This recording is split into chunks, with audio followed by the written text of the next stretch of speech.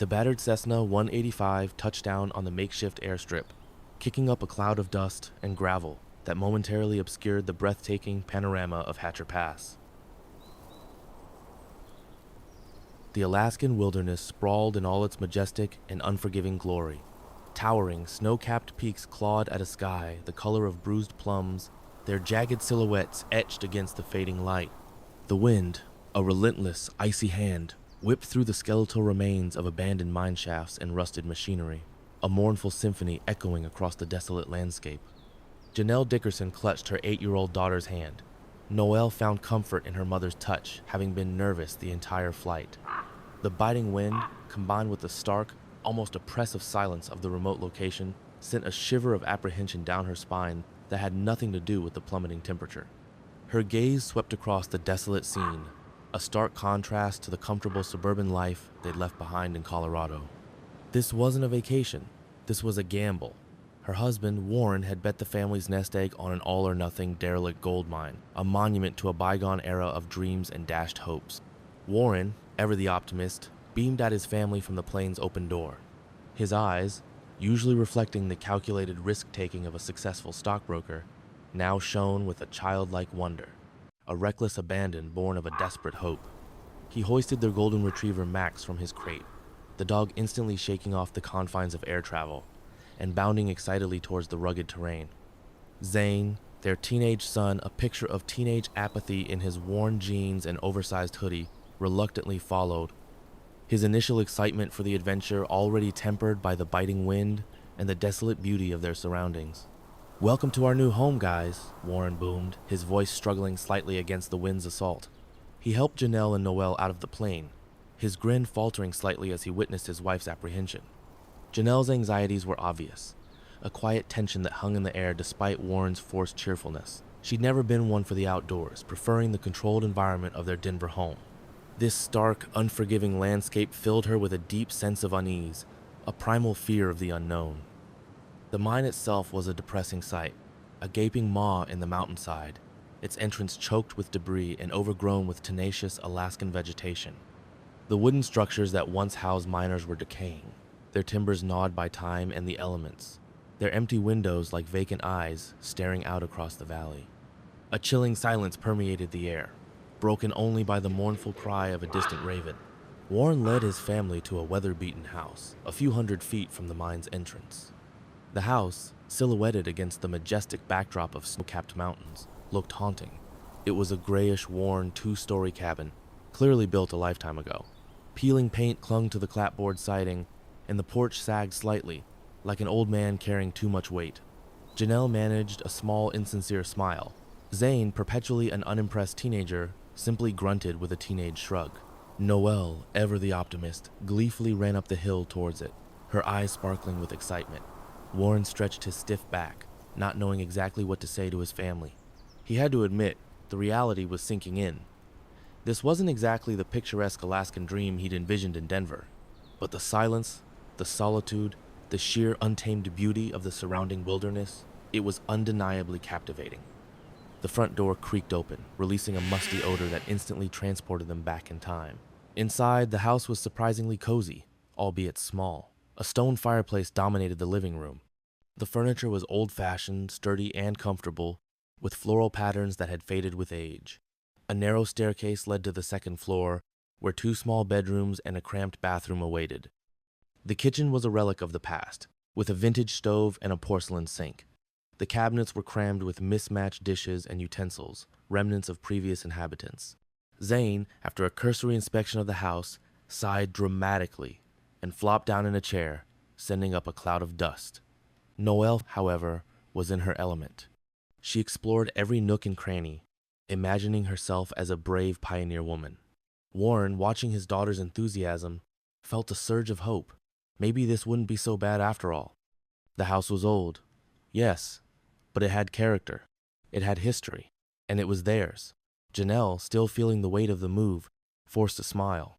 She looked around the quaint old house, perched on the side of a mountain near a forgotten gold mine. Alaska wasn't Denver, that was for sure. But maybe, just maybe, it could be home. And maybe, just maybe, this new adventure would be worth it. This uncertain adventure, after all, had a certain allure. The following day, the entire family was excited to check out the mine, even Zane to some degree.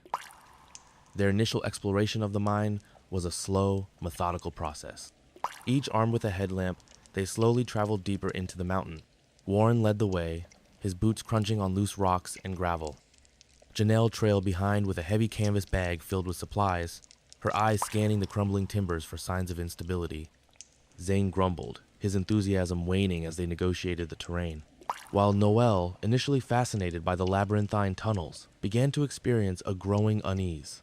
Max, surprisingly unfazed by the darkness and the decaying atmosphere, trotted at their heels, his tail thumping a steady rhythm against the rough-hewn mine walls.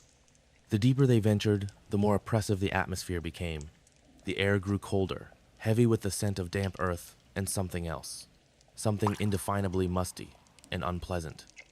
The silence was more profound here, devoid of even the faintest whisper of wind, replaced by an unsettling stillness that felt almost oppressive. The beams of their headlamps illuminated only a small portion of the mine's interior, casting long, dancing shadows. The mine itself was a testament to the brutal reality of the history of seeking Alaskan gold. Crude wooden supports, rotting and weakened, threatened to collapse at any moment. Hand-carved inscriptions on the walls, barely visible under layers of grime and dust, hinted at the lives of those who had toiled here before them, their dreams of riches buried along with their hopes. The weight of history pressed down upon them, an eerie sense of despair clinging to the very stones beneath their feet. As they moved further into the mine's depths, they discovered remnants of past endeavors, abandoned tools, rusted mining carts, and the skeletal remains of what appeared to be old machinery. The deeper they went, the more the oppressive atmosphere intensified, a creeping dread settling upon them. Warren bent to retrieve a rusty pickaxe lying on the ground, subconsciously feeling the need to have some sort of protection. Despite his initial enthusiasm, he couldn't deny the growing unease. The mine was far more dangerous and unsettling than he had ever imagined. This wasn't just a derelict mine, it was a tomb. The initial thrill of the adventure was fading, replaced by a sense of foreboding that grew with each passing moment. The sheer isolation of their situation, miles from their nearest neighbor and surrounded by a landscape both breathtaking and terrifying. The family emerged from the mine as darkness began to fall, exhausted and shaken. The silence of the Alaskan night descended, broken only by the howling wind and the distant rumble of what sounded like an avalanche in the distance. They silently made their way back to the cozy house.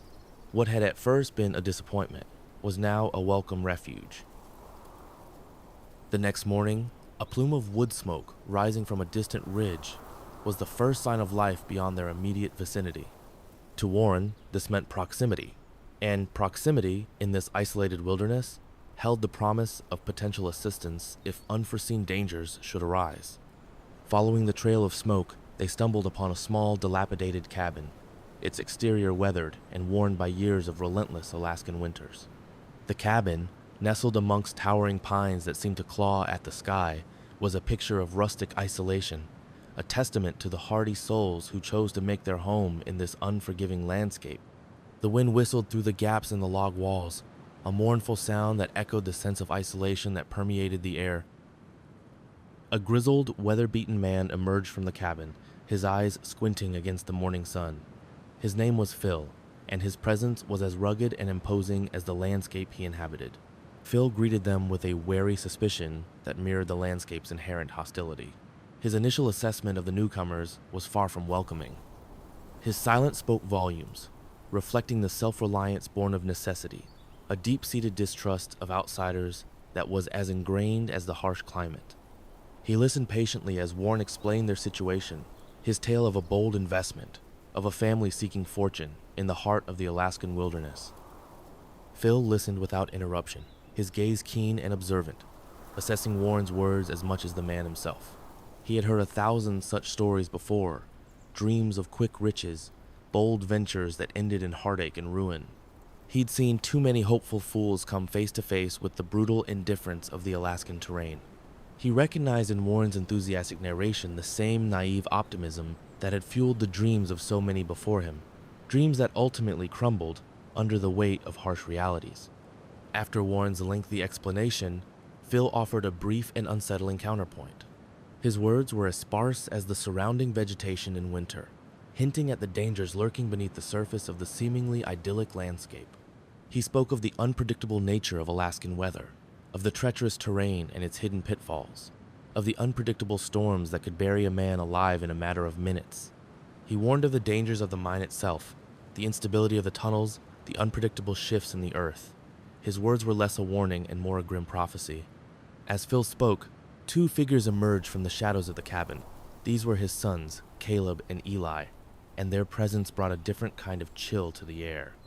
They were younger than their father, but their eyes held the same hardened glint, a reflection of their upbringing in this unforgiving environment. They were not the welcoming committee Warren had hoped for. They stood a little too close, their silence punctuated by the occasional nervous shift of weight. Their gazes were calculating and suspicious, their body language suggesting a predatory intent that belied their outward appearance. They looked at the family not with curiosity, but with something far closer to avarice. Their eyes lingered too long on Janelle's expensive-looking parka and Warren's well-maintained boots. Their body language was dismissive and openly antagonistic. There was a subtle aggression in the way they moved, a lack of civility that spoke volumes about their character and their intent. They were clearly accustomed to operating outside the law, their demeanor a mixture of boldness and calculated caution. There was a subtle tension in the air as Phil introduced his sons.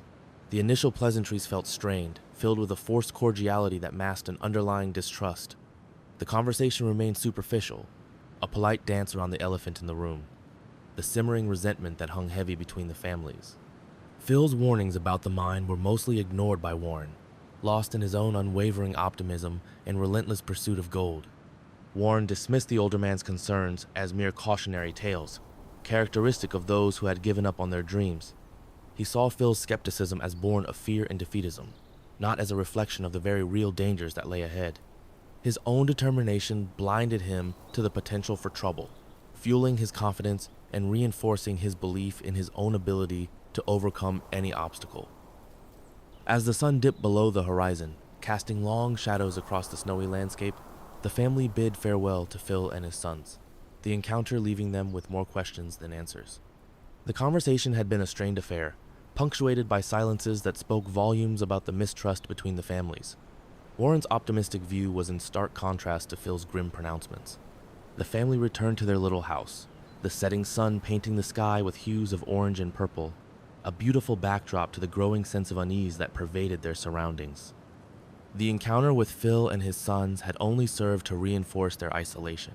The promise of gold seemed further away than ever, and the comforting idea of a friendly, helpful neighbor was shattered. Janelle and the kids had long been asleep, but Warren was restless, unable to shut off his mind due to the recent happenings. He silently slipped out of bed and went downstairs to get a cup of tea. While the water was heating, he glanced over at a small bookcase to his right. It not only contained an assortment of random books, decades old, but a dusty brown shoebox. He got up and retrieved it, and plopping down in a creaky wooden chair at the kitchen table, lifted off the lid. Warren realized, just from the cobwebs, that he must be the first person to peer into the box in years. It was full of what appeared to be old yellowed newspaper clippings. He found several old articles about a particularly treacherous mine, one shrouded in rumors of unusual occurrences and unexplained deaths. Miners, in their desperate search for gold, often spoke of strange sounds emanating from the deeper shafts, guttural growls, unsettling hisses, and the terrifying shambling of something massive through the tunnels. Further digging revealed a series of accidents, initially attributed to cave-ins and mine collapses. However, closer examination of the records suggested a pattern: an unusual number of miners missing or found dead in unusual circumstances, with injuries that defied any known mining accident.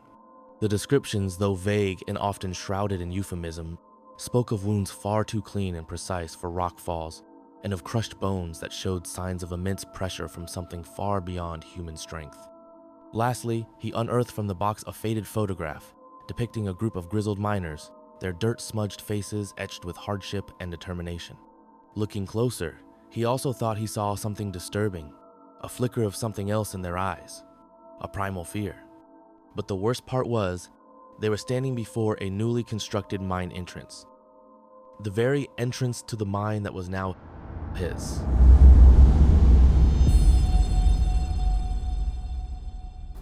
Early the next morning, their grizzled old neighbor Phil came racing up to their house on a four-wheeler. His leathery old face was a mask of worry and apprehension. Warren stepped outside and met him on the deck. Phil had a look of anguish on his deeply wrinkled face. He simply stated that he found his two sons dead. The discovery of the bodies would have sent a chill down the spine of even the most hardened prospector.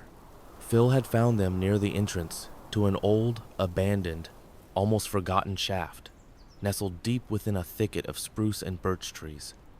Eli and Caleb's bodies were horribly mutilated, their remains scattered across the unforgiving terrain, a grisly testament to the force that had claimed them. The injuries were unlike anything he had ever witnessed. The flesh was violently torn and mangled by both claws and teeth. Phil figured it was most likely a mother grizzly, hibernating for the winter in the mine with her cubs. Only a raging mother bear could be capable of inflicting the level of damage his sons sustained. The bones were crushed and broken with unnatural force, some twisted at impossible angles, revealing a horrifying spectacle that defied reason. Warren, mouth agape, collected himself and solemnly asked Phil what they were doing in an abandoned mine. Phil hesitated for a few seconds, as if not wanting to say. He shuffled his feet on the dusty wood planks of the deck a bit and nervously looked around. Warren, not wanting to be insensitive to a man who just lost both his sons, waited patiently but slightly confused. Phil, his voice not seeming as gruff and confident as it had in the past, finally started to speak. He told Warren that the abandoned entrance where he found his boys was actually a back entrance that connected to Warren's mine. No one had entered it in decades. Once Phil's boys realized the old mine had new owners, they decided to go in and see if there were any tools worth stealing before Warren stumbled upon them. Phil sheepishly said he didn't see any harm in it. After all, Warren would never know what was taken out of that old mine. Warren stared at him blankly for a few seconds, not knowing how to respond. He was disappointed that his new neighbor was a thief, but his heart went out to the old man for his tragic loss. Warren just put his hand on Phil's shoulder and gave him a sympathetic nod.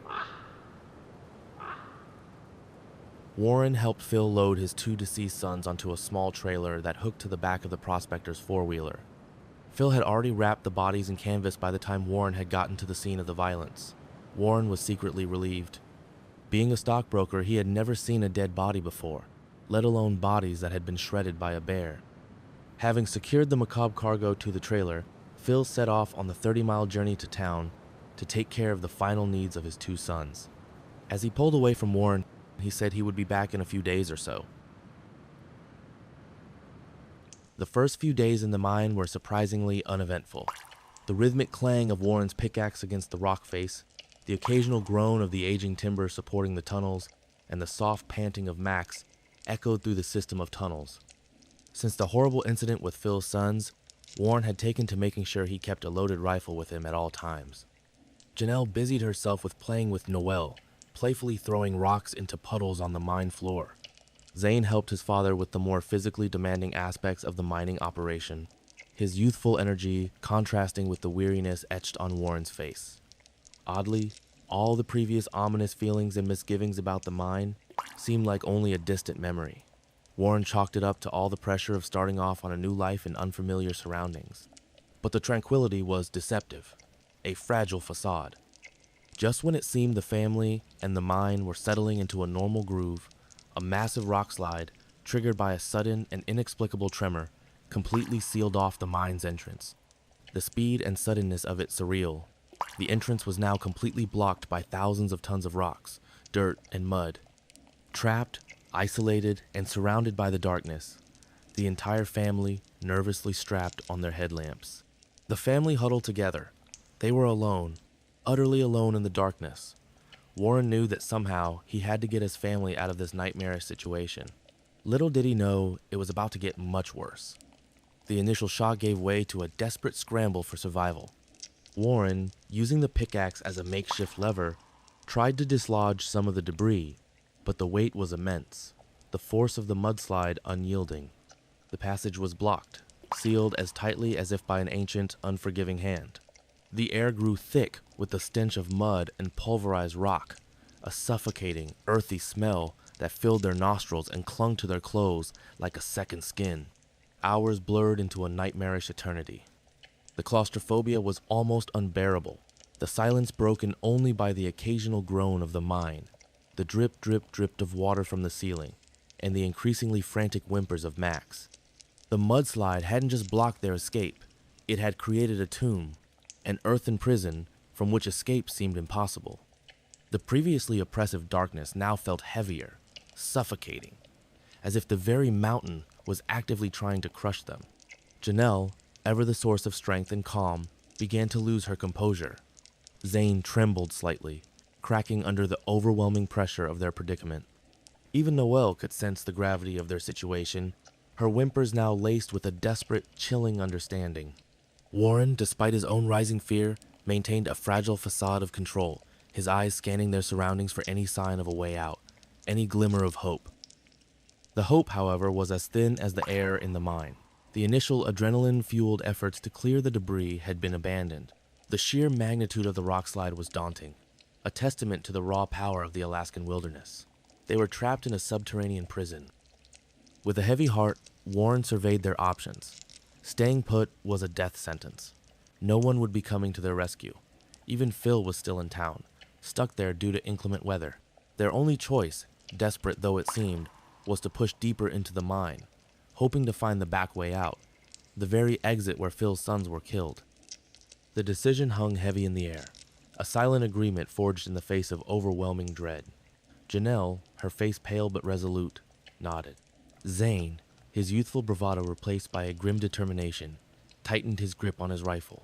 Even Noelle, her eyes wide with terror, seemed to understand the urgency of their situation. Max, whimpering softly, nudged Warren's hand, seeking comfort in the midst of the growing chaos. Warren told Zane to be ready with the rifle. Having taken marksmanship lessons in after-school classes, he was the obvious best shot in the family. The family stuck close together as they traversed deep into the tunnels. Growing weary, Warren told his exhausted family to take a break. He instructed them all to ration the water that they had, but for everyone to have a drink. The light from their lamps danced across a cavernous chamber, revealing a scene of unspeakable horror. The cavern was immense, its ceiling lost in the impenetrable darkness. The floor was a chaotic jumble of rocks and debris, strewn with the skeletal remains of animal bones, picked clean, evidence of a terrifying feast. But it was the creature that stole their breath, that froze them in place, turning their blood to ice. This was no bear.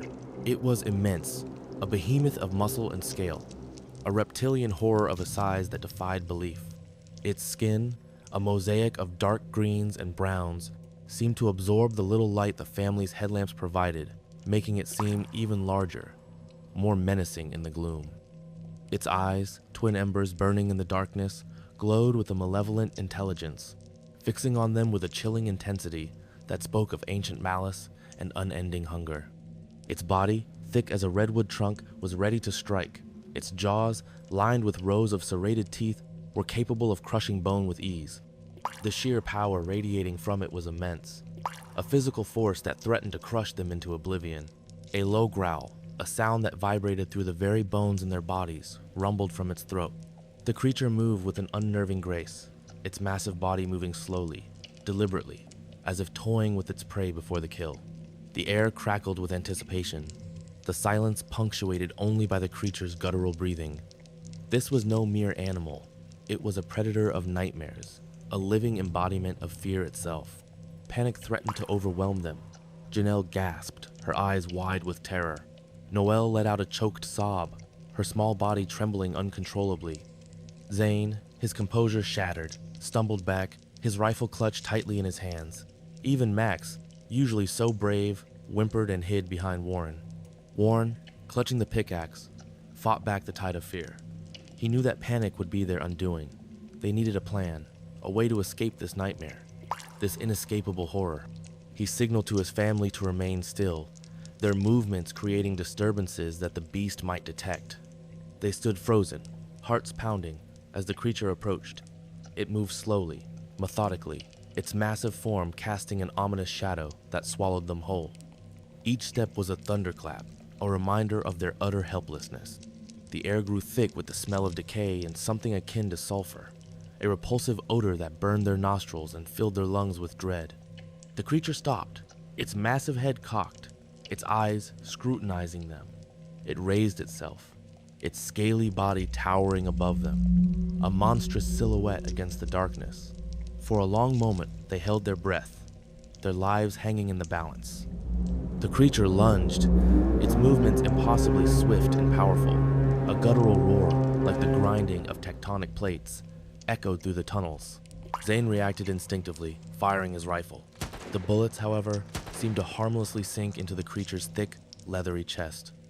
The deafening roar of the creature was only surpassed by the sounds of a mother's scream and a father's rage. Janelle shrieked, a heart-wrenching sound that echoed the raw terror in her eyes. She lunged forward, trying to shield Noelle, but the creature was too fast, too strong. Its massive claws, sharper than any blade, raked across the rock face, sending a shower of debris raining down on them. Janelle fell back, losing her grip on Noelle. Noelle turned to run, but the reptilian thing was too fast. It reached out and grabbed Noelle, pulling her close to its scaly chest. Warren, his face contorted with fury and hatred, swung the pickaxe at the vile beast. But the creature merely swatted Warren away with a contemptuous flick of its tail. The creature's strength was unnatural, its size immense, a force of nature unbound, enraged. The creature's grip on Noelle was brutal, its claws sinking into the girl's clothes, tearing at the fabric as it carried her back into the darkness. Noelle's screams were cut short, swallowed by the echoing cavern, leaving behind only a lingering silence, heavy with loss and despair. The monster's retreat was as swift and silent as its attack, leaving them alone with the stark, brutal reality of their failure. The immediate aftermath was a maelstrom of grief and disbelief. Warren, his body trembling, staggered forward, reaching for his daughter. His hands grasped only at empty space. The icy chill of the rock faced a stark reminder of his child's absence. The image of the creature disappearing into the depths of the mine, its glowing eyes a final, haunting memory, was seared into his mind. Janelle collapsed to her knees, her body racked with sobs, her cries a raw testament to the devastation that had ripped through their family. Max, whimpering softly, nudged her hand, offering a silent, impotent comfort.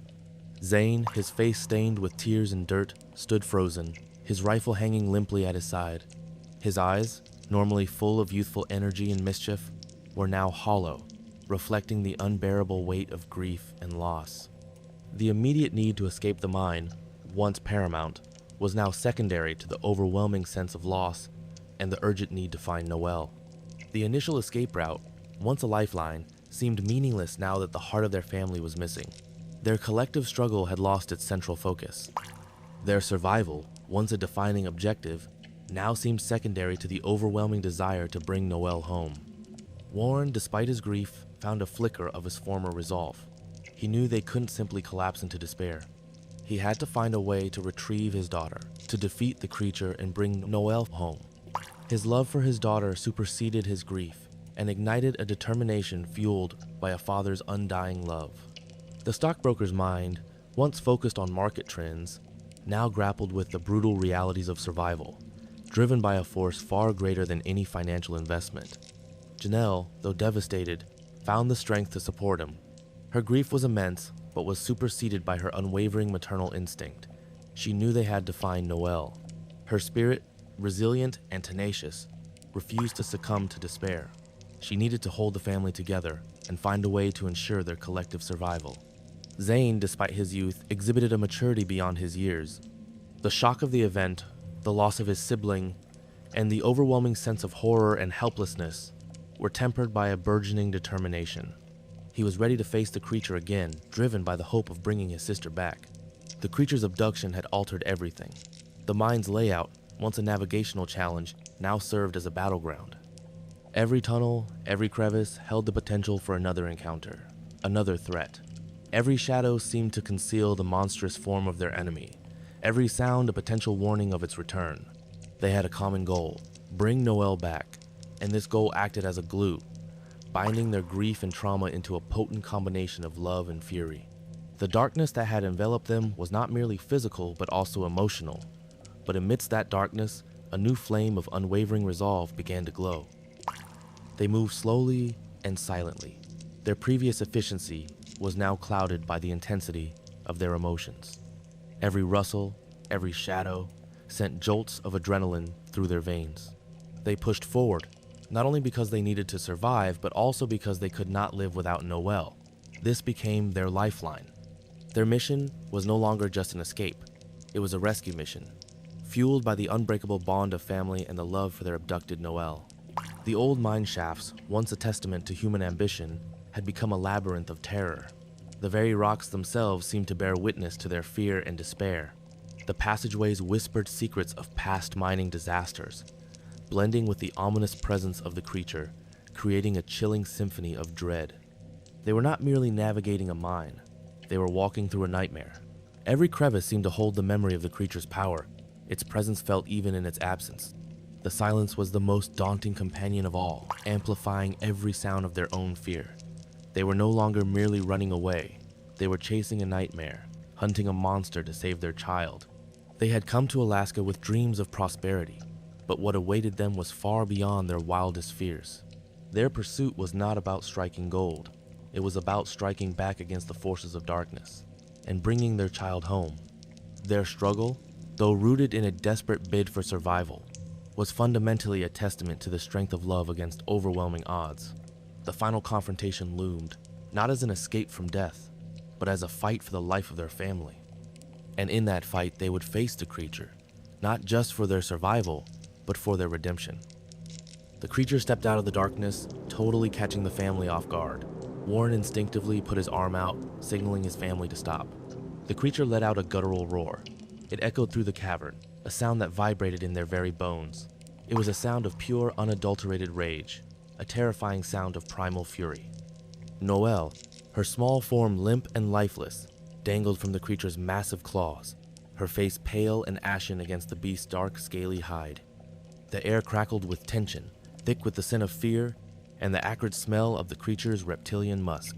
Warren, his mind racing, assessed the situation with the cold precision he usually reserved for stock market analyses. This wasn't about buy low, sell high. This was about life and death. He knew that a direct assault would be suicidal.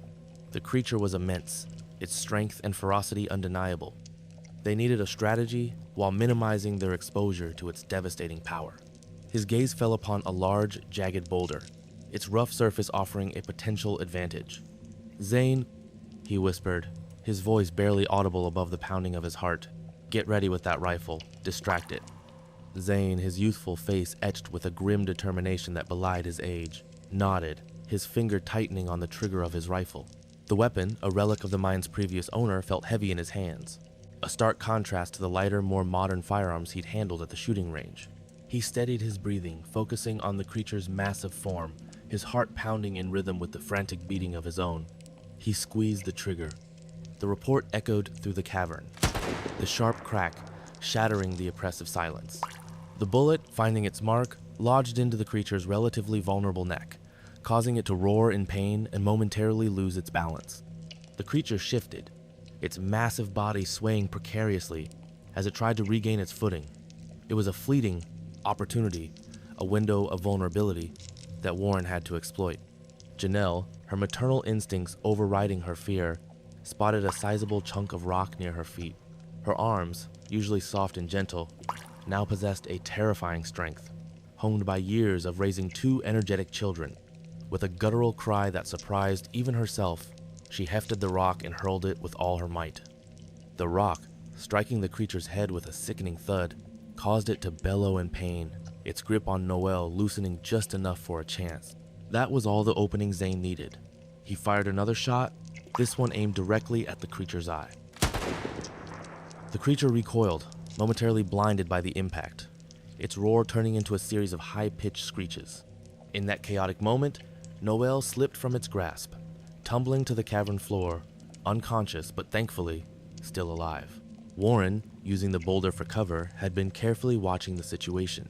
He knew they had to act fast before the beast recovered.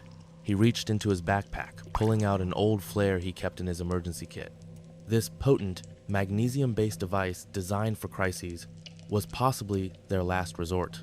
He ignited the flare with trembling fingers. The flare erupted in a blinding flash of intense white light, filling the cavern with a searing brilliance.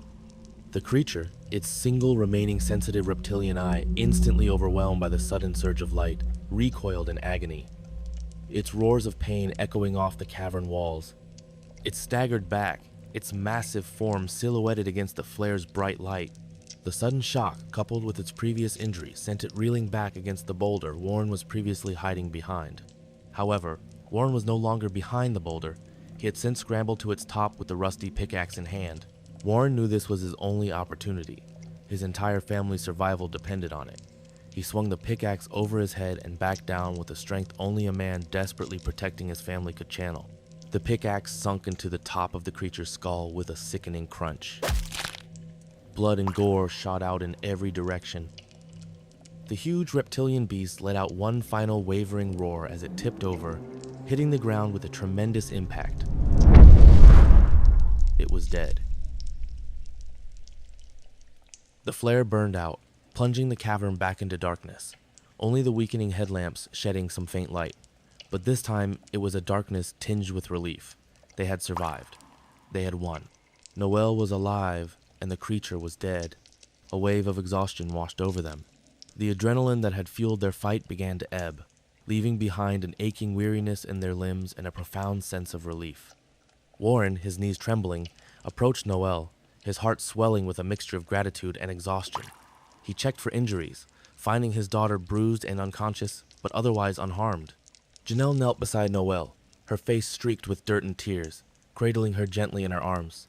She felt a surge of relief, a sense of overwhelming gratitude that washed over her like a warm tide.